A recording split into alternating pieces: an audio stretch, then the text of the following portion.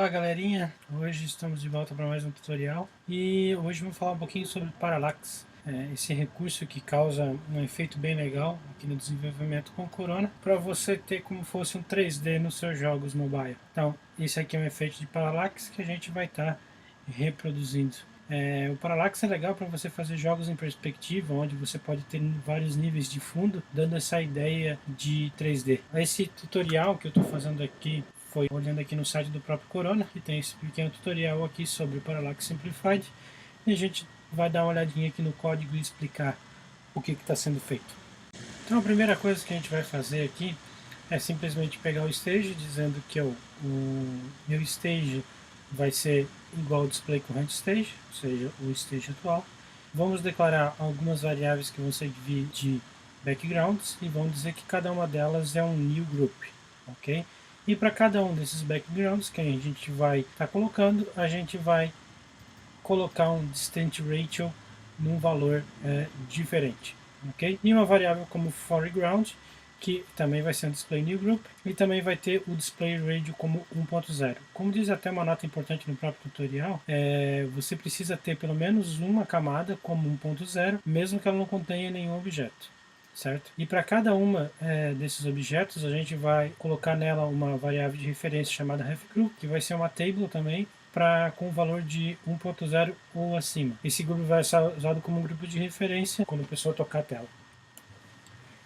Então, essa distance ratio de cada um aqui vai servir como fosse a velocidade dos diferentes níveis do nosso background. Isso vai fazer, conforme a velocidade for diferente, o efeito do parallax a cada distância. Aqui o nosso grupo de referência vai ser o foreground, a última variável que a gente colocou aqui em cima. Embaixo a gente define algumas variáveis caso você queira que, no meu caso aqui eu preciso, inclusive, que o meu stage ele tenha uma limitação, ou seja, ele tem uma área determinada.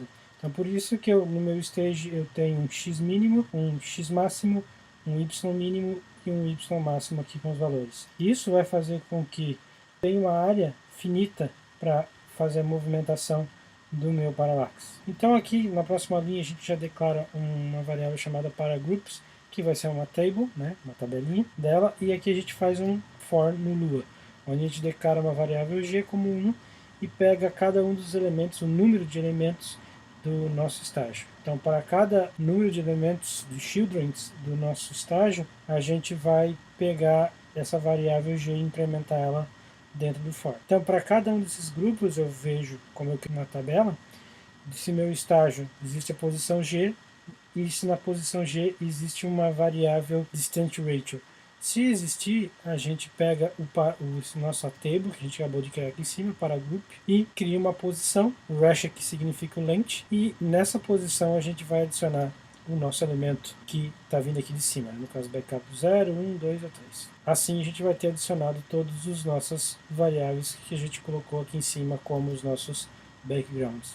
Logo mais abaixo a gente declara uma variável cx, que vai ter como posição o display content right dividido por 2, ou seja, o meio da tela, o comprimento da tela dividido por 2 e uma CY que vai ser a altura da tela dividido por 2. Um background aqui que vai servir só como um gradiente para o nosso fundo. Vamos criar simplesmente um new gradiente com os dados dos parâmetros que a gente vai colocando, se ele começa de cima para baixo ou de baixo para cima. Eu não vou entrar muito em detalhes sobre a linguagem do Corona. Qualquer coisa vocês têm todas as informações de new gradiente ou novo reto aqui e o rect dentro do próprio site do Corona. Uma variável chamada bk, que é onde a gente cria uma nova imagem a partir de linhas normais, seta a cor desse background e manda ela para trás na nossa fila. Então aqui na realidade são 3 comandos. Criamos alguns objetos aqui, usando o display new rect também, passando os parâmetros de cada um dos nossos objetos, onde pode perceber que esse background são as variáveis que vêm aqui de cima, ou seja, os nossos grupos que a gente criou aqui em cima. Então o primeiro parâmetro, sempre quando você cria, aqui no caso o newRect, eu estou passando para ele dizendo a que grupo ele pertence. Passo alguns valores de x e y, de onde ele deve começar e terminar, e para cada uma delas ainda passo o valor de uma cor preenchida. Isso vai fazer com que crie os quadrados nas cores diferentes que a gente tem aqui, nesses tamanhos pré-definidos. E o objeto da frente também é a mesma operação que a gente estava criando nos outros. E aqui Por último, vai ter o que realmente vão fazer os objetos se mexer na tela e dar o efeito do Parallax, um evento touchscreen. Esse evento sempre é chamado quando tiver um evento touch, tanto que eu adiciono ele aqui embaixo, ou adiciono ao estágio um event listener. Quando ocorrer um evento touch, ele chama sempre a nossa função. Nisso, a gente pega e define algumas variáveis dentro da nossa função, que é o que? O stage ID, que vai ser o nosso evento.target, o reference group, que vai ser o stage ID.reference group, que foi setado lá em cima, e o parâmetro de grupos, que vai ser o stage ID.parâmetro de grupos, que também foi definido lá em cima no começo do nosso código. Então, o local event X vai ser o evento.x, o local event Y vai ser o evento.y.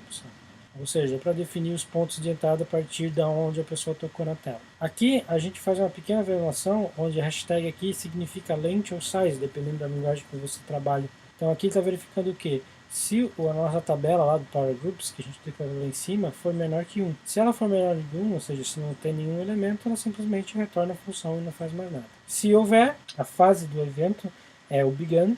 Se for o begun, então ele começa a percorrer dentro desse for todos os nossos elementos para groups. Mesma coisa, como a cerquilha aqui, ele está verificando length ou size. A mesma coisa do for que a gente fez lá em cima, talvez um pouco diferente, para depender da linguagem que você está vindo trabalhar.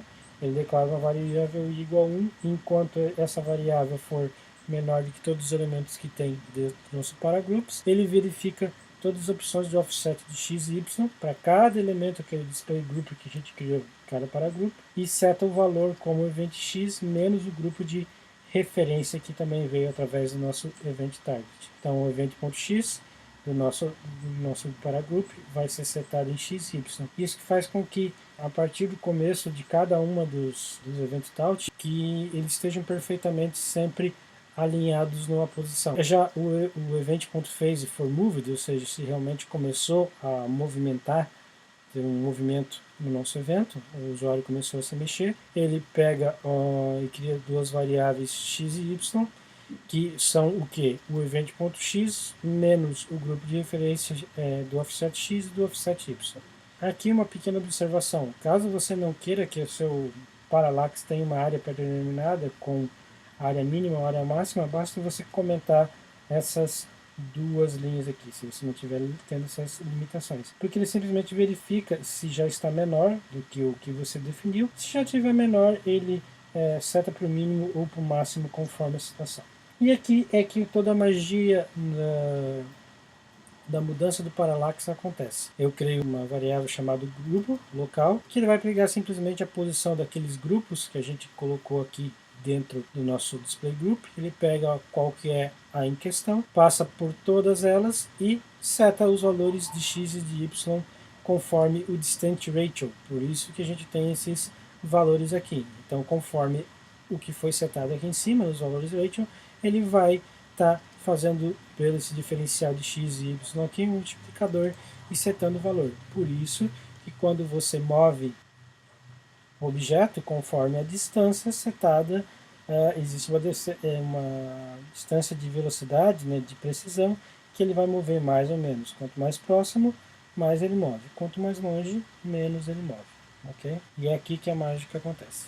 Depois eu simplesmente seta a variável como nula, né, só para desencargo de limpar a memória, e também como a diferença de x e a diferença de y. Acaba a função. Antes de retornar, também seta as outras variáveis todas como nula, simplesmente para limpar a memória. Retorna como verdadeiro e termina a função. E aqui embaixo, simplesmente eu adiciono o event listener para que ocorra sempre o movimento quando o usuário tocar a tela. Se eu tiro essa linha e salvo, acabou a movimentação. Se eu boto salvo de novo, tudo ok. Então é isso, pessoal. É um jeito bem fácil aqui para quem eu estava pesquisando de olhar sobre parallax. É uma ótima ideia de você como começar e ter uma noção de como se fazer esse parallax aqui. Principalmente para jogos, isso aqui é bem legal para você criar um efeito 3D de camadas nos seus joguinhos laterais. E eu achei bem interessante, por isso eu quis compartilhar com vocês. O pessoal do Corona está bem movimentado esse final de ano, está trabalhando bastante, lançando bastante coisas novas, bastante tutoriais, e vale a pena dar aquela conferida. Então, no mais é isso, pessoal. Aquele abraço e até mais.